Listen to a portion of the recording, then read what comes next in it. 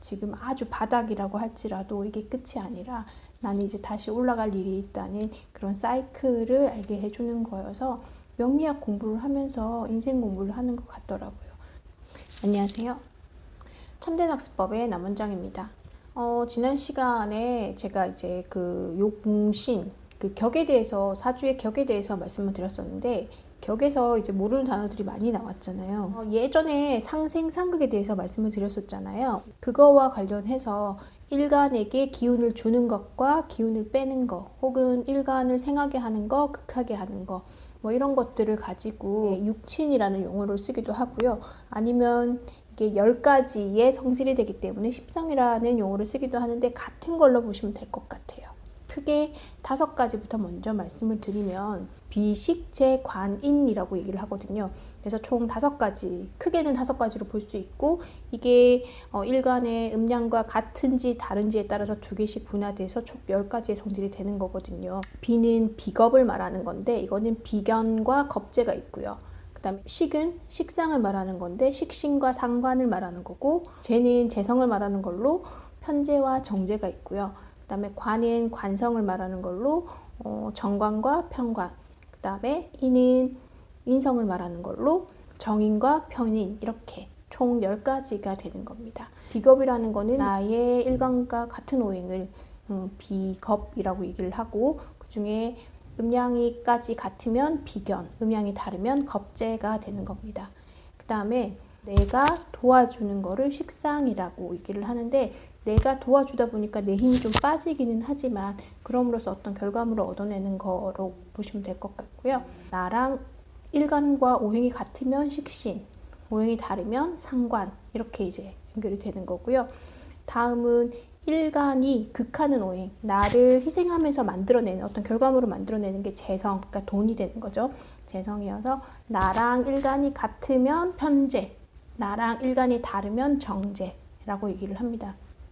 편재에서 이 편이 기울어질 편자여서 나랑 음양이 같다 보니까 힘이 너무 많이 실려서 이렇게 되는 거여서 77 편자를 써서 편재, 나중에 이제 편재, 정재, 그 다음에 편관, 정관, 편인, 정인 이렇게 나오는 건데, 편이라는 거는 다 내 일간의 오행과 음양이 같은 거로 보시면 될 것 같습니다.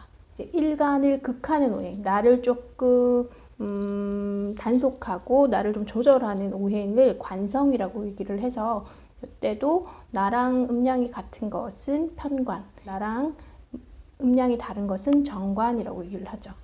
일간을 생해주는 오행, 나를 이제 도와준다라고 해야 되나, 나를 보좌해주는 그런 오행은 인성이라고 해서, 나랑 같으면 편인, 나랑 다르면 정인이라고 얘기를 하는데, 보통 인성은 이제 어머님을 많이 나타내고요. 그 다음에 재성 같은 경우에는 아버지, 그리고 남자 여자에 따라 좀 다르긴 한데, 남편에게는 아내가 재성에 해당되고, 그 다음에 아내에게는 남편이 관성에 해당되고요. 그리고 아내에게 자식은 식상, 그리고 남편에게 자식은 관성이 되는 거여서, 이것들을 한번 그 용어들에 대해서 한번 생각을 해보시면 좋을 것 같아요. 비겁이라고 하는 것은 나랑 오행이 같은 거니까 내 편이라고 생각하시면 돼요. 근데 내 편이 나를 도와줄 때도 있고 나를 힘들게 할 때도 있기 때문에 단순히 이것만 가지고 기운이 좋다 나쁘다라고는 할 수 없겠지만, 그래도 그 오행 중에 내 편이 하나 정도 있으면 왠지 좀 든든하고 그런 게 있을 수는 있겠죠. 근데 이것도 사주 8글자를 다 봐서 기운을 실어주는 오행, 그러니까 내가 조금 기운이 빠질 때는 도와주는 오행으로 작용하기도 하고요. 아니면 내가 너무 잘났으면 내 걸 좀 나누어 줘야 되는 그런 걸로도 작용을 하기 때문에, 단지 이 글자만 가지고 판단을 하기는 힘들지만 일단 이런 내용이다 라고 보시면 될 것 같고, 그 다음에 이제 일간이 생해주는 게 식상이라고 말씀을 드렸어요. 그래서 여자에게는 식상이 자녀가 되는 거거든요. 그래서 나를 희생하면서 자녀에게 뭔가를 생산해내고 키우는 그런 과정들이 되는 거여서 식상이 되고, 나를 극해주는 게 관성이라고 말씀을 드렸는데, 그래서 아내에게는 남편이 되는 겁니다. 그래서 우리 남편만 나를 이렇게 괴롭히나 라고 생각을 하셨던 분들은 이 명리학 공부를 하다 보면 구조상 남편은 아내를 괴롭히는 존재이구나 라고 판단하시면 좋을 것 같아요. 결혼을 하면 남편보다는 자녀에게 더 관심을 갖는 게 당연한 거고요.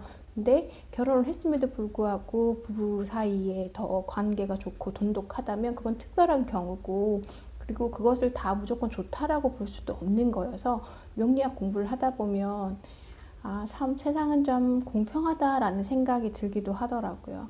여자에게 있어서 관성은 남편이 되기도 하고 직업이 되기도 하는데, 남편이 너무 잘나면 여자가 직업적으로 조금 떨어질 수도 있고요. 그리고 여자의 직업이 너무 잘나면 상대적으로 남편의 기운이 조금 떨어질 수도 있는 부분이어서, 다 그런지 아닌지는 제가 일일이 확인을 못했지만 사주명식으로 공부를 했을 때는 그렇게 되더라고요.